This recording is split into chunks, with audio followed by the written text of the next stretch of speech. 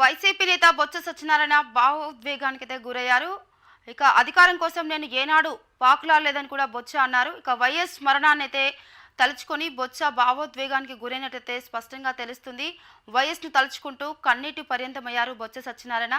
ఇదే అంశానికి సంబంధించి మరిన్ని అప్డేట్స్ మా ప్రతినిధి శ్రీనివాస్ అందిస్తారు ఫోన్ ద్వారా. శ్రీనివాస్.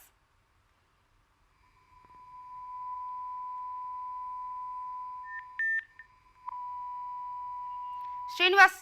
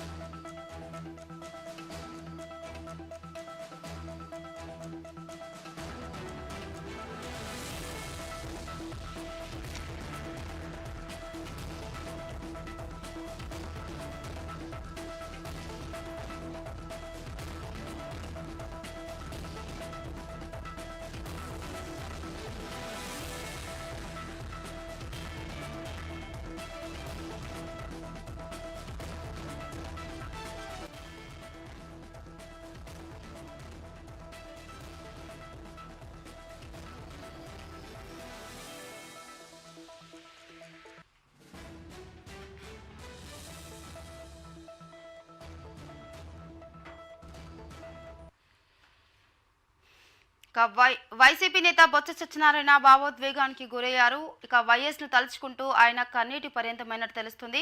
ఇక అధికారం కోసం అయితే నేను ఏనాడు పాకులాడలేదని కూడా ఆయన అన్నారు. వైసీపీ నేత బొత్స సత్యనారాయణ భావోద్వేగానికి గురయ్యారు. వైఎస్ మరణాన్ని తలుచుకుంటూ బొత్స భావోద్వేగానికి గురయ్యారు.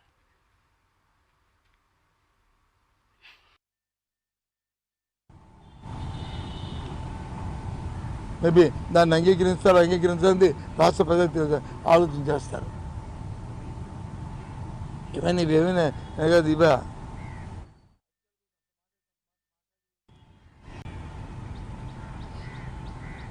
నేను నా భార్య ఝాన్సీ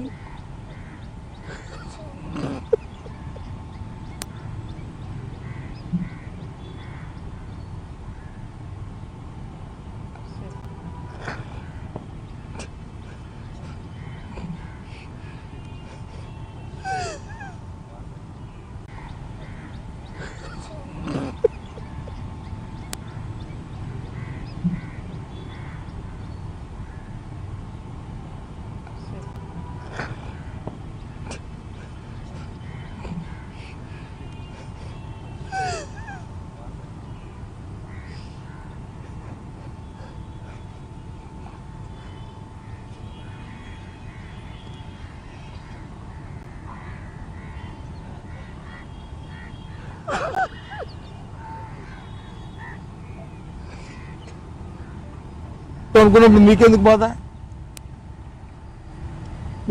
చెప్పండి. ఎందుకు మంత్రులందరూ గంటకి మరి వచ్చినట్టుగా మాట్లాడుతున్నారు? ఎందుకు మాట్లాడుతున్నారు?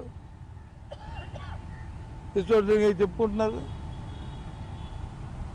చెప్పండి. దొరుకుతుంది సార్, కాలం ఇస్తుంది, జనం ఇస్తారు. మీరు మేలు చేస్తే మంచి చేస్తే జనం ఆలోచిస్తారు. చేసిన పని చెప్పుకోండి, ఎవడొద్దన్నాడు?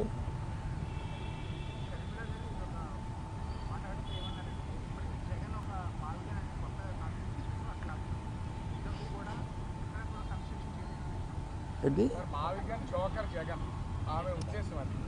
సార్, ఇప్పుడు కడుపు ఏదైనా మాట్లాడితే కడుపుంచుకుంటే కాలు మీద పడుతుంది అనే పరిస్థితి అయిపోయింది. నేను మాట్లాడాను. ఇది ఆ కుటుంబంతోనే, ఆ వ్యక్తిత్వంతో మాకున్న సంబంధాలు రాజకీయం అవి అయినప్పటికీ, ఆవిడ ఒక రాజకీయ పార్టీ ప్రెసిడెంట్ అయినప్పటికీ కూడా ఇంకా చెప్పాను కదా, మాకున్న 35-40 సంవత్సరాల అనుబంధం. అందుకే నేను ఎక్కడ మాట్లాడను, ఎక్కడ కామెంట్ చేయను. సరే కాలమే చెప్తుంది, నాకు ఆగుతాను. ప్రభుత్వ హయాంలో జగన్ 3 రాజధానులు కట్టుకో అని అనౌన్స్ చేసి